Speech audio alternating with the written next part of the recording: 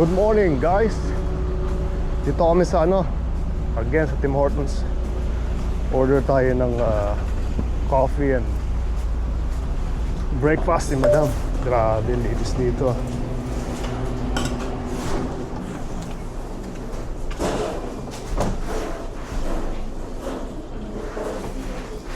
Daming tao ngayon dito sa Tim Hortons. Wow. Marami kasi kumakain dito, yung mga karamihan, yung mga retired. Nandito sila, no? Doon sa Tim Hortons, malakas dito pang masa. Kaya sa McDonald's, doon sa kabila. Ayoko nakikita nyo guys. Marami rin.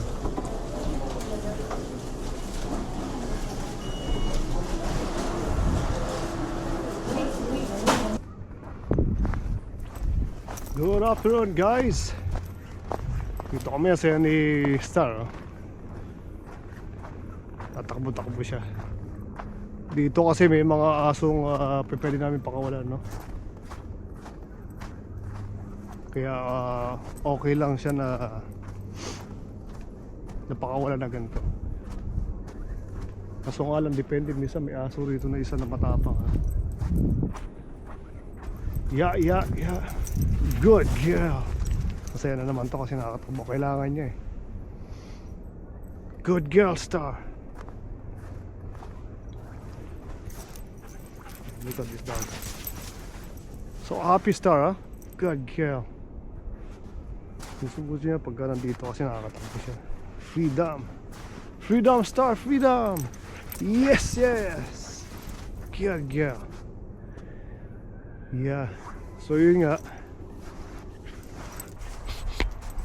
Tingnan natin guys.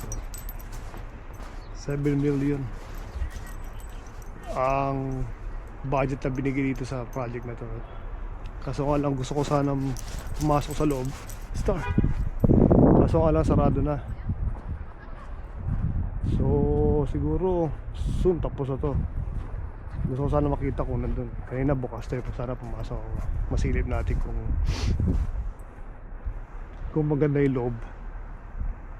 Yeah. Tara dito tayo. Let's go, Star.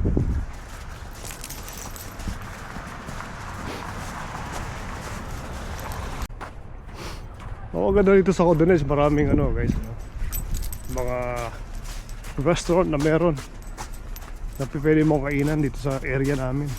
Kasi napakaraming estudyante rito dito sa University de Montreal. Kaya may mga bar. Pagkasama dito guys, buhay na buhay ito. Turo ko sa inyo. Ito, restaurant and bar. Marami dito estudyante umiinom. Katulad dito, Montero. Diba? So for $10.99 meron ka ng complete meal guys. El Paso $15, $10.99. Diba? Halal. Yan yung mga pagkain nila. Stop pulling. Yan guys, for $10.99 sarap din, diba? Yeah. Maraming restaurant dito, maraming bar. Kaya itong area to, buhay na buhay pagkasama. Nakikita nyo. And then, meron tayong first station, no? Yung ko, si Arvin, gusto niya rito mag-apply dito sa fire station na to. You can see. Gusto niya rito pagdating ng time mag-a-apply siya dyan. Pero kasi nag-enjoy pa siya doon sa St. Philip. Tsaka kilala na rin niya yung mga pero wala naman kasi yung problema sa adjustment yung anak kong yun.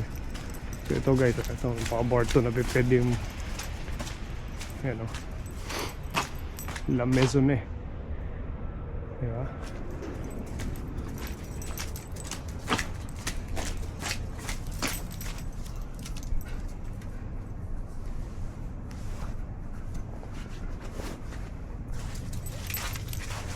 Yeah. Yan nakalagay yung resto bar.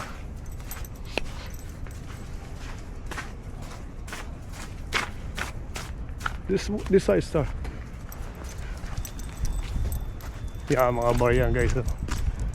back to back yan. Yeah, kaya pagdating ng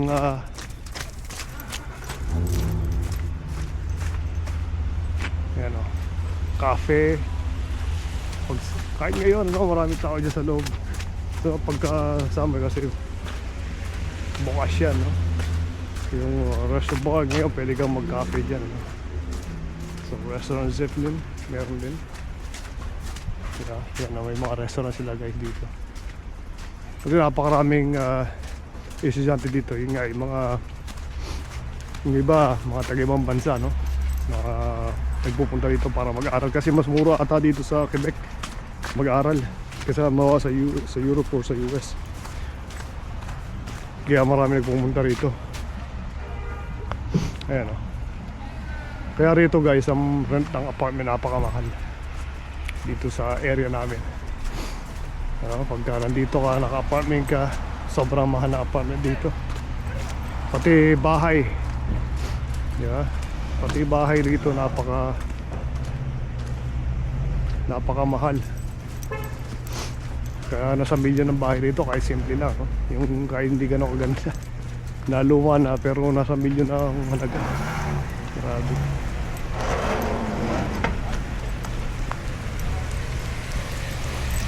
6, 5, 4, 3, 2, 1.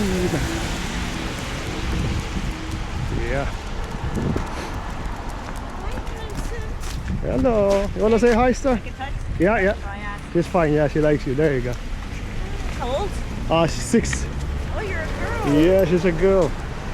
She's 6 years old. Yeah, She loves to say hi though, all the time. I met a husky, and I don't like huskies because my dog was on a leash, and the lady's dog was on a leash. I never met her, Right. and her dog wasn't fixed, Okay. and then bit my dog. Oh, This happened on a weekend. Anyways, it cost the lady $1,000 for Yeah. to get stitched, that's true. fix my dog, and Yeah. give my dog medication. And she thought I was gonna pay half the bill. I'm like, no. You're gonna pay the bill. I asked, could I introduce my dog? My Right. dog was on a leash. Her dog was on a leash. Yeah. And her dog, my dog was fixed. My Yeah. dog sterilized, and her wasn't. And hers was, I don't know, crazy because it wasn't fixed. Some dogs are like that, not well socialized. Although she's well socialized and she's fixed, but she tend to fight. But the thing is, she don't bite. You know, she don't really bite. Yeah. But she's very good with dogs. Yeah, it's the dog behind you. She loves to say hi all the time. You know. Yeah, she's very good. So how many boyfriends do you have? Come on, tell me the truth. She have few, right? She has a few, yeah? Oh yeah. She loves to. She's kind of flirt though. You So know. what, she gets along with male huskies? If the dog is nice, even if it's a male, she can get along. You know. What if it's a little one? Like I have a long-haired She, Chihuahua. even if she grew up with the pug. I have a pug before, and she's good with it. One sec. Yeah, so yun nga. Natutuwa yung alit, yatanong niya tungkol dito kasi meron daw siyang aso. You guys probably heard that, no? Meron siyang maliit na aso. Merong husky, tinanong niya kung okay lang ilapit. Sabi ng may-ari, yeah. Pero nangyari, kinagat yung maliit na aso niya. So, she paid $1,000 for surgery. Kasi siyempre nagkasugat, no? So kailangan din sa yun. So akala nung may-ari nung husky, half the bahiya, you gotta pay for that. Kaya takot din ako minsan, no? Pero although even if she fights, she don't bite. That's a good thing. She pinned down dogs, but she don't, hindi niya kinakagat, no? She don't ang daming tao rin sa kodel sa pangiting. Maraming tao dito guys, no? Kahit winter, no, dami nag-take ng metro. Yeah. Gano'n karami estudyante guys, no? Dito din Montreal. Kaya patok dito mga condo apartment. Kaya mahal eh. Yeah. Yeah. I'll see you guys around. Yeah. Say bye, sir.